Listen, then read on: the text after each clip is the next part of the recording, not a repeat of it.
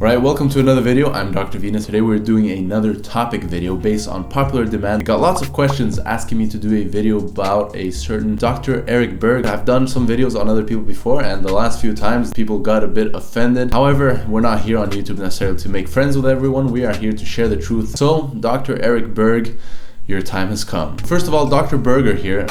Dr. Eric Berg is actually not a real doctor in the sense that most people think of the word doctor. He is actually a chiropractor. This chiropractor has decided to make a YouTube channel dedicating a lot of videos to nutrition and health topics. He does actually have a quite impressive following of over 3 million people. So the good news is Chiropractor Berg here does actually have some useful information in his channel, some videos on health benefits of nuts, and he does not demonize all plants. You could say that he's at least not completely deluded from reality as these carnivore nuts. However, there are certainly a few things in this channel that does raise some concern. Therefore, I'm going to be dissecting that a little bit and going through the actual scientific evidence. Here we have this video where chiropractor Eric Berg goes through type 2 diabetes. Type 2 diabetes is more of a disease of insulin than it is of glucose. This is because the destruction of the eye, the nerve, the kidney, the brain, the heart occurs with high levels of insulin. So high levels of insulin over a period of time develop a condition called insulin resistance. Again, he is not a medical doctor, so I think we can understand and sympathize for the fact that he is getting a few of the concepts wrong here. Though it is true that in type 2 diabetes, people usually have a period of time where they have pre-diabetes, where they have decreased glucose tolerance and increased insulin production. It is actually not insulin which is causing these complications of type 2 diabetes. These complications are microvascular complications, which means it is actually the blood vessels to these tissues that is being damaged by the high glucose concentration in the blood. And the mechanism of this damage is quite complicated, so you have increased glucose levels that can glycate proteins both inside cells and in the matrix outside cells, and you can get advanced glycation end products, changing signaling between the matrix and the cell and causing cellular dysfunction, as well as modifying circulating proteins in the blood such as albumin, which then bind advanced glycation end product receptors and activate them, causing the production of inflammatory cytokines and growth factors, which in turn cause vascular pathology, hence the microvascular complications. Now the problem is insulin is very toxic in high levels.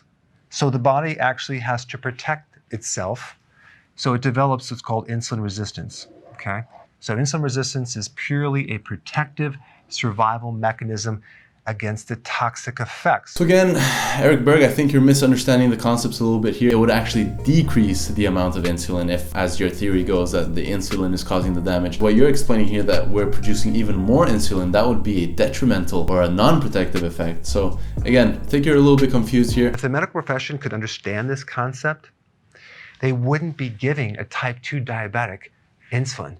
They wouldn't give them medication to increase more insulin, because all that's doing, it's like pouring gasoline on a fire, and it's just going to make it worse. No, again, this is not really correct. Insulin is usually used as a last resort in type 2 diabetes. It is, however, used as your first option in type 1 diabetes, where the problem is that patients actually cannot produce their own insulin. But in type 2 diabetes, you usually have other options first, and the gold standard is actually lifestyle modification. Show you what causes the increase of insulin. Carbohydrates. Carbs and protein exaggerate the spike in insulin. He doesn't even make the difference between refined and unrefined carbohydrates. Those studies do time and time again show that with more servings a day of whole grains, people's risk for developing type 2 diabetes goes down. And this has been shown in many different studies on many different populations in different parts of the world, all getting the same positive effect of the consumption of whole grains, which does contain a lot of carbohydrates, but healthy carbohydrates. Excessive amounts of protein, especially if it's low fat, like whey protein, will stimulate insulin. Generally, you don't have to worry about protein in its natural form if it has fat, because, for example, if you have the egg white versus the whole egg, the egg white will stimulate more insulin than the whole egg.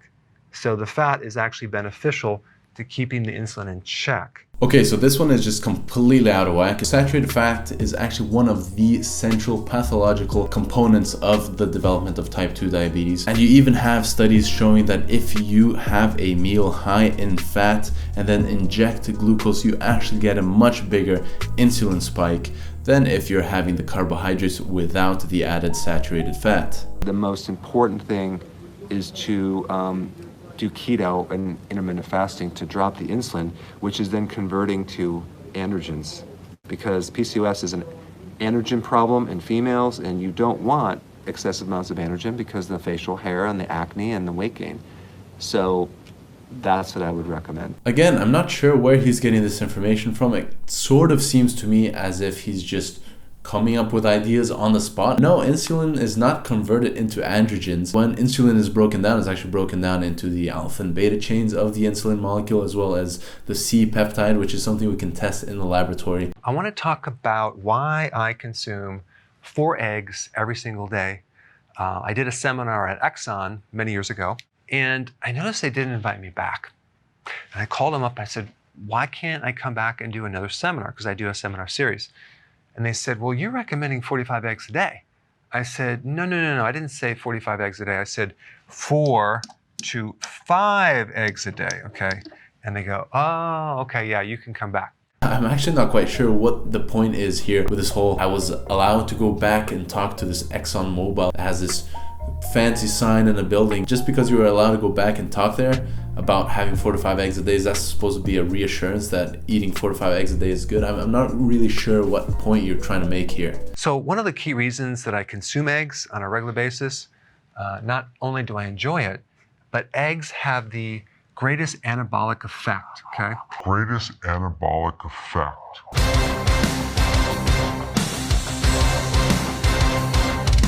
Anabolic means that it's turning into muscle protein or other protein. So it's building more protein in the body.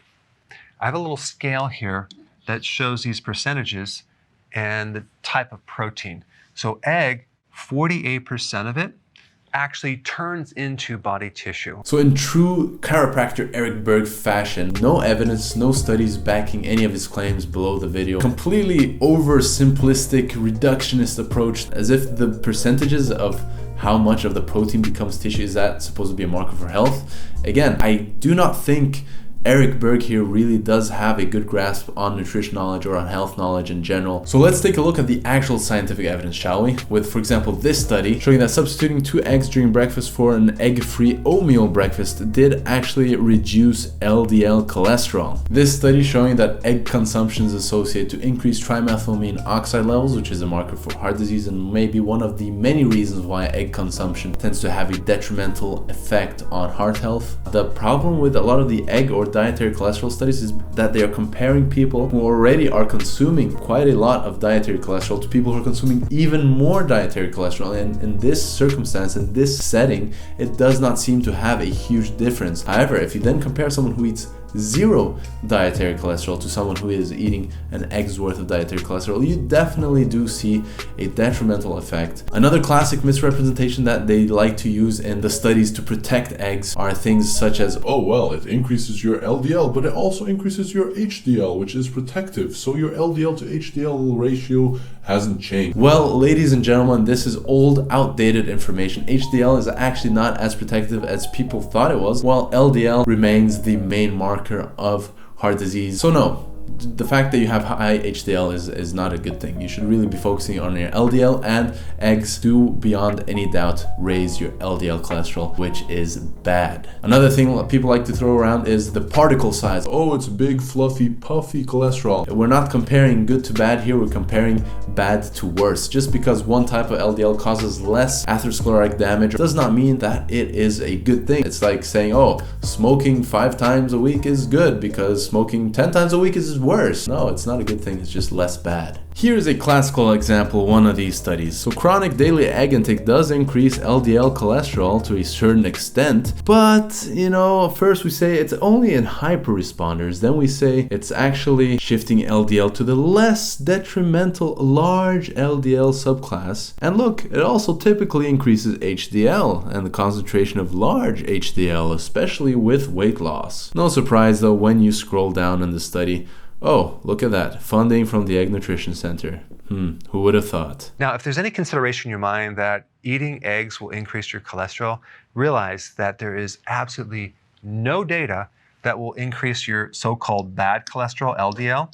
It will increase your good cholesterol, HDL. So it is not bad for the heart. So you don't have to worry about that. Oh really? No evidence. How about a meta-analysis, chiropractor Eric Berg? Do you think meta-analyses are any good? Because meta-analyses have documented that the cholesterol-raising actions of dietary cholesterol occurs mainly in the low-density lipoproteins, aka bad cholesterol. And it goes further than just dietary cholesterol increasing your LDL cholesterol. Dietary cholesterol also increases the susceptibility of low-density lipoprotein to oxidation. It increases the postprandial lipemia, which means the post-meal fattiness of your blood. And on top of all that, it also potentiates or worsens the adverse effects of dietary saturated fat. Let's look at more of our non-existent research, shall we? So this analysis, which included 29,615 participants with a mean follow-up of 17.5 years, found, quote, each additional 300 milligrams of dietary cholesterol consumed per day was significantly associated with higher risk of incident cardiovascular disease and all-cause mortality. And to top it all off, he actually made a video where he was trying to vindicate red meat, and at least he's not a medical doctor. Now, if you watch the news, or you read the news, or you're on the internet, you're going to hear that it is very bad for you. It's going to cause cancer. It's going to cause diabetes. It's going to give you a heart attack, okay? Because there's studies that show that, right? Something called an observational study, okay? That's based on a questionnaire. So it's like asking a large group of people over the last 5 years what they ate. And first of all, how do you know if it's the red meat that's causing the cancer and not all the other foods that they're eating? Okay, so it's actually ridiculous. It's not even a good study to do to prove anything. Okay, so completely in denial here. Where do I even start? There are things called controls, confounding factors. All of these things are to look at exactly what you're talking about, other factors and control for them. Eric Berg, do you believe that smoking causes cancer? Well, newsflash, Dr. Eric Berg, or chiropractor Eric Berg, or misinformer Eric Berg. Smoking and its association to cancer came from observational studies. There will never be an ethical committee which will approve a randomized control study where you are putting some people on something that will cause them cancer and then some people on a placebo and then see who gets cancer and who dies. That's not going to happen. So observational studies are sometimes the best thing we have. Also, they will never do studies on grass-fed red meat, okay, or organic red meat. It's always going to be probably on some processed meat. And they're not going to differentiate this, because if they did, they would find that consuming organic grass-fed red meat does not cause cancer, diabetes, or heart problems. So they won't do that study. So the truth is that studies don't show this link, okay? Actually, they do, and they have done exactly what you're saying nobody has ever done. When the World Health Organization came out with a report that red meats are a class 2A carcinogen probably causing cancer and the processed meats are a class 1 carcinogen definitely causing cancer in humans, they actually did separate processed and red meats, and they found negative effects of both. And this was not based on a chiropractor making YouTube videos online with zero evidence, zero studies being linked to his videos. This was actually based on over 800 studies with 22 of the leading experts in the world going through a massive amount of data. Now, it is true that there are certain toxins or toxicity when you overly cook red meat or other meat, okay? But if you don't overly cook your meat and you don't deep fry it and you're doing it medium rare or rare, you're going to be in much better shape. Also, if you add mustard to that hamburger or meat, or garlic, or rosemary, or pepper, basil, oregano, and other herbs, you're going to greatly minimize that toxic effect. I have a great idea. Eric Berg, instead of minimizing all these toxic effects, maybe we should try minimizing your bias. Step 1, don't overly cook your meat. Step 2, do grass-fed organic. Just ignore these studies if you're doing this right here, because they're not real studies. Okay, so according to Eric Berg here, smoking, it doesn't cause cancer. It's based on observational data. That's not real science. Do you think they have control for people who smoke cigarettes And follow Dr. Eric Berg's advice? It doesn't prove anything. Extremely disappointing that he would actually go and defend meat, something that has been so clearly shown to have detrimental effects to human health. He's not really a scientific or an evidence-based person. He is a keto advocate. He does eat a lot of meat himself. It makes sense that he's going to recommend meat and talk about how amazing it is, even though the science shows the exact opposite. This reminds me of the big news report that came out from the Journal of the Annals of Medicine, that study that was all over the news saying that we shouldn't reduce our meat. That study actually showed that meat was horrible and did actually increase cancer, did actually increase risk of heart disease, diabetes, etc. It's just that the conclusion of the researchers was, yeah, it's true, it's bad for us. But it's too difficult to get people to stop eating meat. PCRM.org, or the Physicians Committee for Responsible Medicine, has a very concise, summarized, very easy to understand article on the details of what happened with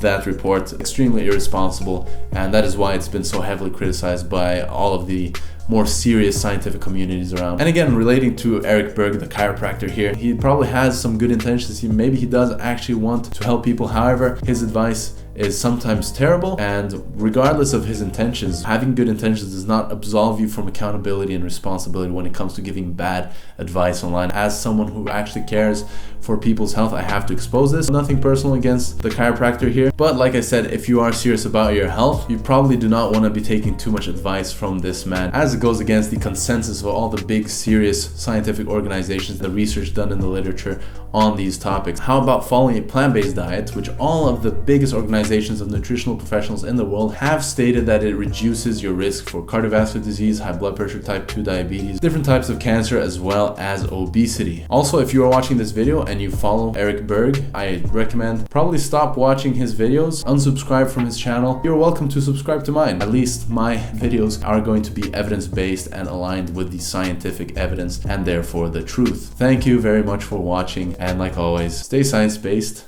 and go plant-based.